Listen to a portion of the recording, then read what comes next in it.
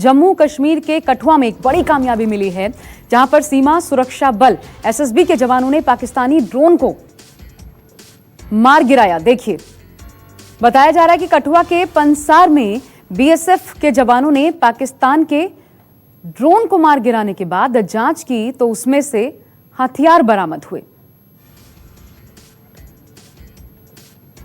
ये हम आपको दिखा रहे हैं कठुआ में बीएसएफ की कार्रवाई, देखिए। और ऐसा ड्रोन आपने पहले नहीं देखा होगा, भारी मात्रा में इससे हथियारों की भी बरामदगी हुई है। इसकी तस्वीरें भी साझा की गई हैं। मैं सीधा रुख करती हूं पंकज शर्मा का, मेरे साथ मेरे सहयोगी जुड़ रहे हैं।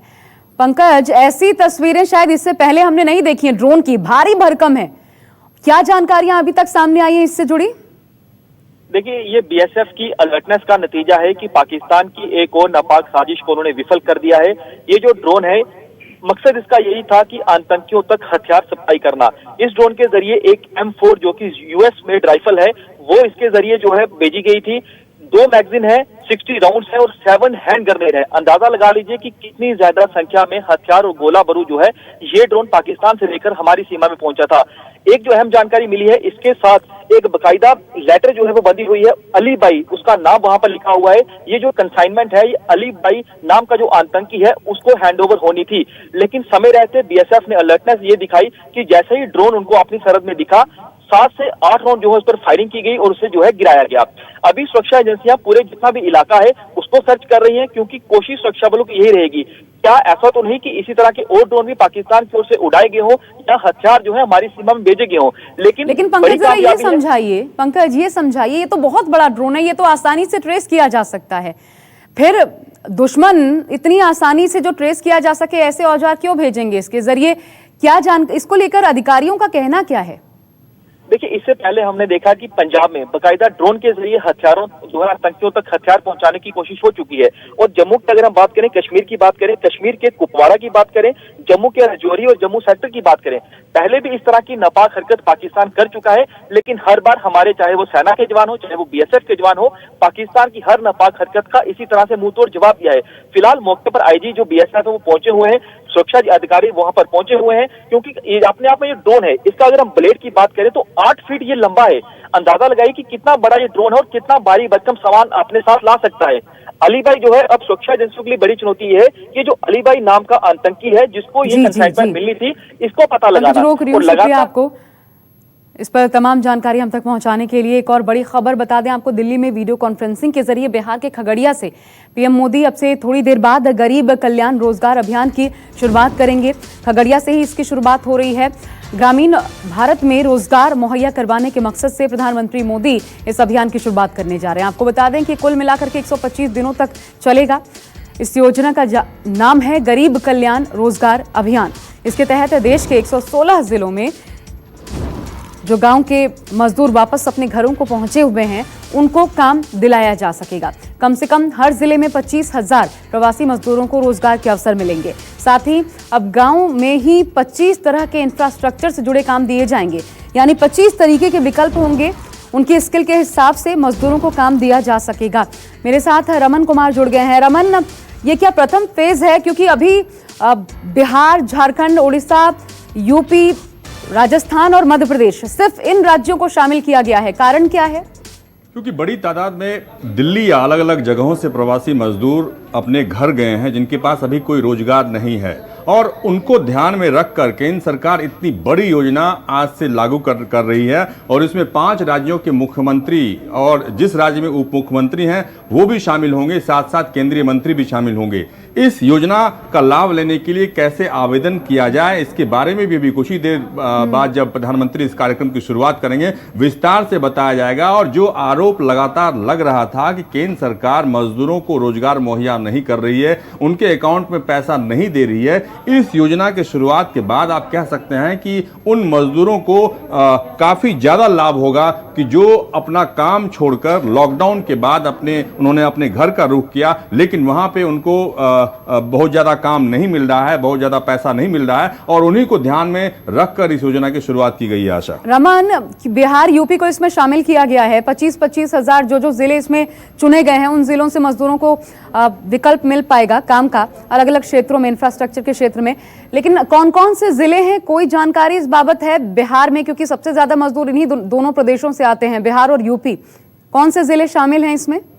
देखिए, बिहार में चूंकि राज्यों का चयन किया गया है और 5 राज्य अगर हैं तो उन 5 राज्यों में सभी जिलों को उसमें शामिल किया गया है। क्योंकि अगर नीतीश कुमार बिहार की अगुवाई कर रहे हैं इस कॉन्फ्रेंस में, जो अभी कार्यक्रम की शुरुआत होगी, उसमें बिहार की तरफ से मुख्यमंत्री और डिप्टी सीएम सुशील कुमार मोदी दोनों होंगे। इसका मतलब है कि पूरे बिहार में जहां जहां जरूरत है, जहां जहां राज्य सरकार अपनी रिपोर्ट देगी केंद्र सरकार से कोऑर्डिनेट करके, वहां उन जिलों में जो रोजगार मुहैया कराने वाले लोग हैं उनको मुहैया कराया जाएगा। ऐसे लोग जिनको कि अभी तक रोजगार नहीं मिला है या उन्हें दिक्कतों का सामना करना पड़ा है, क्योंकि प्रधानमंत्री या सरकार लगातार ये बात कहती रही है, बिहार के मुख्यमंत्री भी लगातार ये बात कहते रहे हैं कि अब उनको वापस जाने नहीं दिया जाएगा, उनको वापस जाने की कोई जरूरत नहीं है, सरकार यहां पे मुहैया कराएगी। इसीलिए बिहार सरकार या जो भी राज्य सरकारें हैं, उनके साथ साथ केंद्र सरकार ने भी इस बड़ी योजना को कोऑर्डिनेशन के तहत चलाने का फैसला किया है। और कह सकते हैं कि बड़ी योजना है जिसमें जो प्रवासी मजदूर हैं, जो बेरोजगार हैं, उनको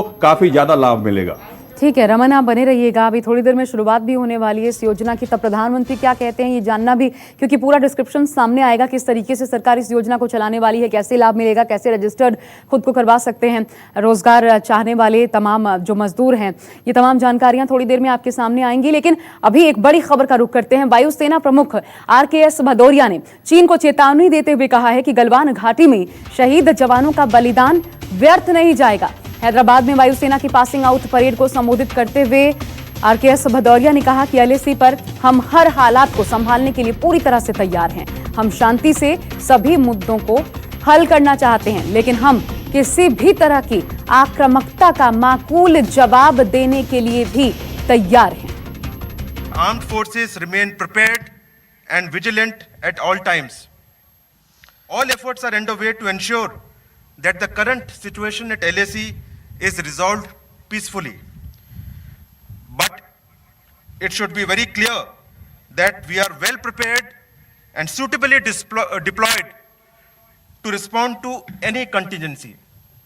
I assure the nation that we are determined to deliver and will never let the sacrifice of our braves of Galwan go in vain.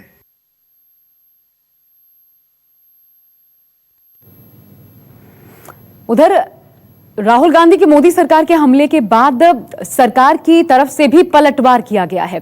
गृह मंत्री अमित शाह ने इस मामले पर राहुल गांधी को राजनीति न करने की सलाह दी है और नसीहत देते हुए सेना के एक जवान के पिता का वीडियो ट्वीट किया है। अमित शाह ने कहा है कि जब पूरा देश एकजुट है उस समय राहुल गांधी राजनीति न करें। अमित शाह ने ट्वीट भी किया है और जो लिखा है इसके माध्यम से वो हम आपको बताते हैं। देखिए, एक बहादुर जवान के पिता ने राहुल गांधी को साफ संदेश दिया है कि जब पूरा देश एक साथ खड़ा है उस वक्त राहुल गांधी को इस तरह की राजनीति से बचना चाहिए। साथ ही नसीहत दी है कि राजनीति छोड़कर देश के साथ खड़े हों राहुल गांधी। अमित शाह का ट्वीट हम आपको दिखा रहे हैं। इसके साथ ही उन्होंने एक जवान के पिता का वीडियो भी साझा किया है। वहीं दरअसल कांग्रेस नेता राहुल गांधी ने एक बार फिर मोदी सरकार पर हमला किया था। राहुल ने आरोप लगाया है कि मोदी सरकार ने चीन के सामने सरेंडर कर दिया है। राहुल गांधी ने ट्वीट किया इस बाबत, जिसके जवाब में अमित शाह का ट्वीट क्या आया अभी आपने देखा। लेकिन राहुल गांधी ने क्या लिखा था देखिए। प्रधानमंत्री ने आक्रमण के बाद भारतीय क्षेत्र को चीन को सौंप दिया है। अगर जमीन चीन की है तो हमारे सैनिक क्यों मारे गए, वे कहां मारे गए, ये सवाल उठाया है राहुल गांधी ने। और इसी पर राजनीति न करने की नसीहत राहुल गांधी को दी है अमित शाह ने। मेरे साथ रमन कुमार हमारे पॉलिटिकल एडिटर लगातार बने हुए हैं। रमन, ये सवाल राहुल गांधी ने उठाया, उसके बाद अमित शाह का ट्वीट आ जाता है। जो वीडियो है जिनमें एक जवान के पिता का वीडियो साझा किया गया है, क्या कहा गया है उसमें? देखिए, एक जवान के पिता के वीडियो में सरकार की कार्रवाई या सरकार के प्रति कोई नाराजगी जाहिर नहीं की गई है और अमित शाह ने इस वीडियो को ट्वीट करके ये बताने की कोशिश की है कि राहुल गांधी जो सवाल उठा रहे हैं उन सवालों का जवाब जो सैनिक हैं उनके पिता आपको दे रहे हैं। और ऐसे मौके पर जब हमारे 20 जवान शहीद हुए हैं, एक चाइना हमारे भूभाग को कब्जे में करने की लगातार कोशिश कर रहा है, ऐसे समय में राहुल गांधी या कांग्रेस पार्टी को राजनीति नहीं करनी चाहिए।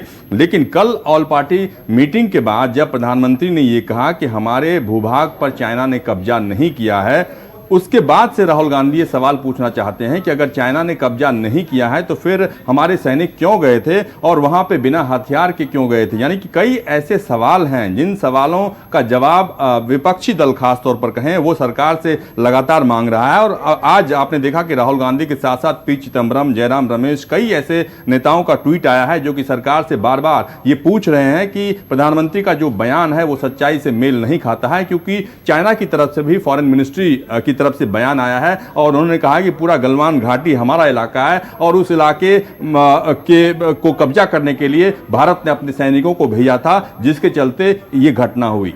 शुक्रिया रमन इस पर बातचीत के लिए। हालांकि दुर्भाग्यपूर्ण है, दुश्मन आंख दिखा रहा है, इधर हम अपने आप में ही एक दूसरे से लड़ रहे हैं।